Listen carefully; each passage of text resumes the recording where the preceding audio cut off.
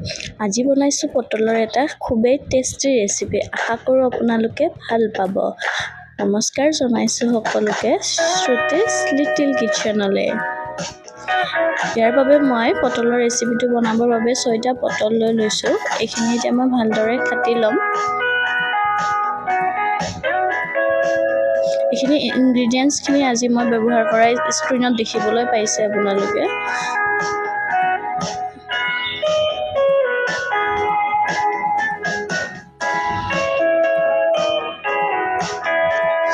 মই পটলখিনি ভালদৰে ধুই লৈছোঁ আৰু পটলৰ হাফ চাইড ফালি ল'ম। মই এতিয়া চুলিৰ আগটো ব্যৱহাৰ কৰি কিনে মই পটলখিনি ভালদৰে ফালি ল'ম হাফ চাইড আৰু ইয়াৰে ভিতৰৰ গুটিখিনি ওলাই ল'ম।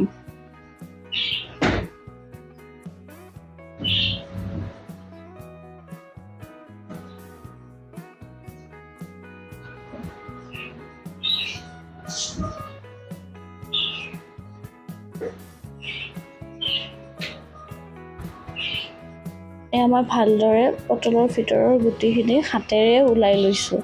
হাতেৰে ওলালে খুব ধুনীয়াকৈ গোটেইখিনি গুটি ওলাই আহে। চামুচতকৈ বেছি সুবিধাজনক হয় হাতেৰে। মই গোটেইকেইটা পটলৰ তেনেকৈ হাফ চাইড কাটি কিনে ভিতৰৰ পৰা গুটিখিনি ওলাই লৈছোঁ।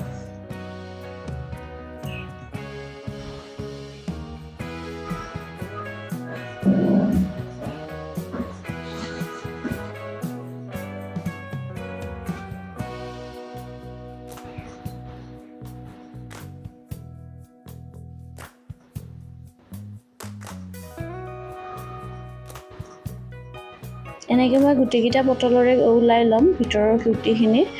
ইয়াৰ পিছত মই এইখিনি গুটিখিনি ভালদৰে সানি দিছোঁ যাতে গোটা হৈ নাথাকে, এটা এটা হৈ যায় ধুনীয়া।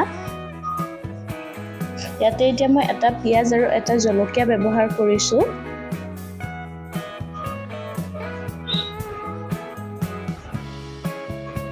জলকীয়া আৰু পিঁয়াজখিনি মই সৰু সৰুকৈ কাটি ল'ম।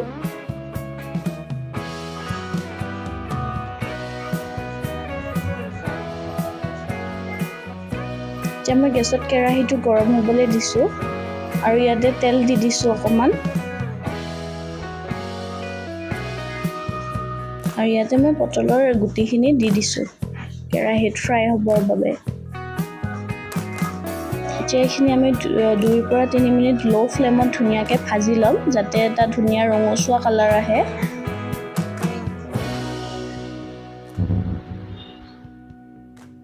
ইয়াতে মই সোৱাদ অনুযায়ী নিমখ দি দিছোঁ আৰু হালধি দি দিছোঁ অকণমান। আৰু ইয়াতে হাফ স্পুন আমাৰ জিৰা পাউডাৰ আৰু হাফ স্পুন ধনিয়া পাউডাৰ দি দিছোঁ। এইখিনি মই ভালদৰে লৰাই দিছোঁ।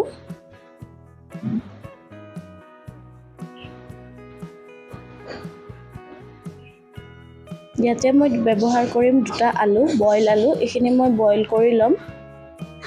দেখিছে কি ধুনীয়াকৈ আপোনাৰ ধুনীয়া এটা ৰঙচুৱা কালাৰ আহিছে। তো এইখিনি এতিয়া হৈ গৈছে। এইখিনি আমি এতিয়া নমাই ল'ম।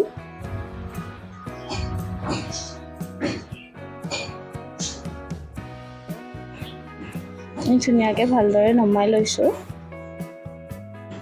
নেক্সট ইয়াতে আমি আকৌ তেল দি দিছোঁ। ইয়াতে অকণমান হালধি গুড়ি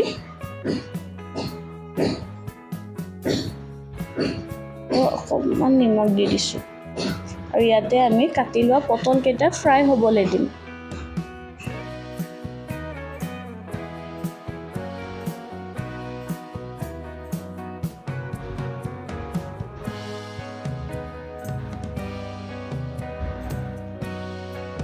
এইটা এতিয়া আমি ধুনীয়াকৈ ফ্ৰাই হ'বলৈ দিম।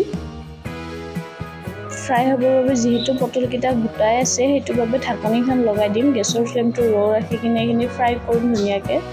দেখিছে ওৱান চাইড ফ্ৰাই হৈ গৈছে আৰু এটা চাইড ফ্ৰাই হ'ব দিম। এইখিনি আমি ফুল কুক নকৰোঁ, 80%হে কুক কৰি ল'ম।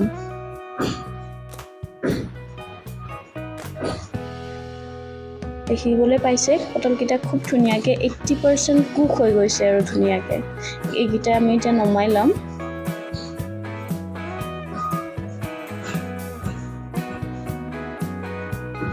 ইয়াতে মই দুটা সৰু সৰু পিঁয়াজ কাটি লৈছোঁ আৰু আপোনাৰ জলকীয়া 3টা আৰু দুটা বিলাহী ব্যৱহাৰ কৰিছোঁ। এইখিনি মই ভালদৰে সৰু সৰুকৈ কাটি লৈছোঁ। এইখিনি বইল আলুখিনি অকণমান ভাঙি দিছোঁ। এতিয়া মই মেইন কামটোলৈ আহিছোঁ, মেইন পইণ্টত। এতিয়া এইটো হ'ব পটলৰ গুটিখিনি, যিখিনি আমি ওলাই ফ্ৰাই কৰি ৰাখিছিলোঁ। এতিয়া আমি পটলৰ ভিতৰত এইখিনি ভালদৰে ভৰাই দিম। এইখিনি কৰোঁতে খুব সাৱধানেৰে কৰিব লগা হয়, যাতে পটলৰ গুটিখিনি ভালদৰে ধুনীয়াকৈ সোমাই যায় ভিতৰত।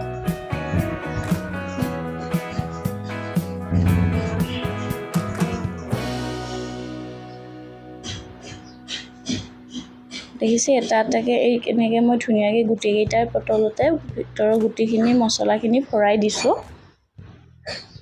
নেক্সট এতিয়া আমি কেৰাহীত থকা তেলখিনি দুখিলা তেজপাত দি দিছোঁ, 1 স্পুন জিৰা দি দিছোঁ আৰু ইয়াতে আমি কাটি ৰখা পিঁয়াজখিনি দি দিম, পিঁয়াজ আৰু জলকীয়াখিনি।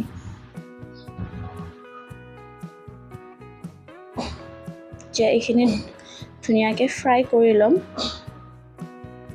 ইয়াতে মই গেছৰ ফ্লেমটো ল' ৰাখিছোঁ, যিহেতু মই পিঁয়াজ ফ্ৰাই কৰি আছোঁ।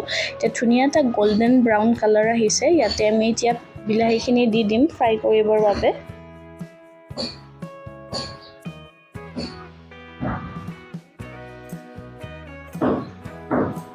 ইয়াতে আমি অকণমান নিমখ দি দিছোঁ বিলাহীখিনি সিজিবৰ বাবে। দেখিছে বিলাহীয়ে কি ধুনীয়াকৈ পানী এৰিব ধৰিছে। তো এতিয়া আমি ইয়াতে ধুনীয়াকৈ ঢাকনি লগাই দিম বিলাহীখিনি সিজিবৰ বাবে। এইখিনি আমি গেছৰ ফ্লেমটো ল' ৰাখি 2 মিনিটমান ধুনীয়াকৈ বিলাহীখিনি সিজিব দিলোঁ। এতিয়া আমি বইল কৰি ৰখা আলুখিনি ইয়াতে এড কৰি দিম।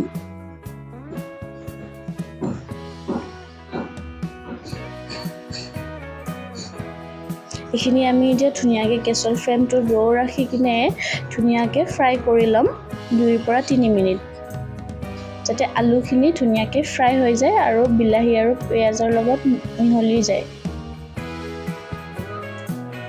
আৰু ইয়াতে মই আলুখিনি অকণমান ভাঙিও দিছোঁ। ইয়াতে মই হালধি গুড়ি দি দিছোঁ।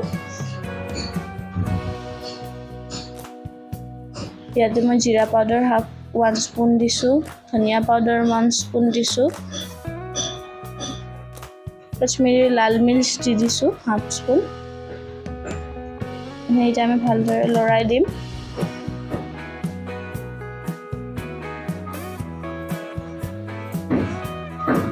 আমি দেখিছে এটা ধুনীয়া মিশ্ৰণ ৰেডি হৈ গৈছে। আলুখিনি মই অকণমান এনেদৰে ভাঙি দিছোঁ।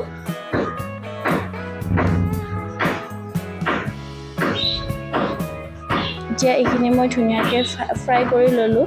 এতিয়া মই ইয়াতে পানী এড কৰি দিছোঁ।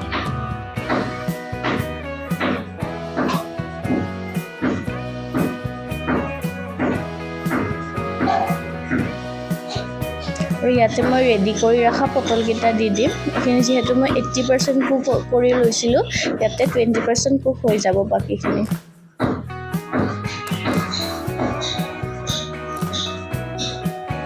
সেইখিনি ধুনীয়াকৈ মই পানীখিনি শুহিবৰ কাৰণে ঢাকনিখন লগাই দিম।